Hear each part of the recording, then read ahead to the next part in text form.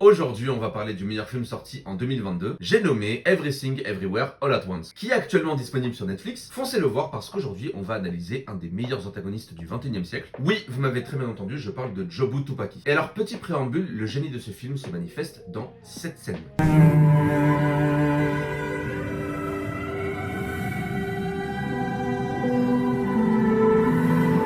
Et pour vous l'expliquer, on pose le contexte. Donc le film raconte l'histoire d'Evelyn, une femme chinoise qui tient une laverie avec son mari, qui vit avec son père et sa fille. La situation est un peu compliquée au niveau financier, et son mari, Waymond, souhaite divorcer. Sauf qu'au moment où ils se rendent aux impôts, Waymond part en transe, et c'est un autre Waymond qui prend sa place, Waymond Alpha, qui prévient Evelyn d'un danger qui va arriver. Mais un danger qui vient d'un autre univers. Et ce danger, effectivement, c'est Jobu Tupaki. Et Jobu Tupaki, c'est une version de sa fille. Deux symboles reviennent dans ce film. Le donut dans la dimension de Jobu, et l'œil que Evelyn met sur son front.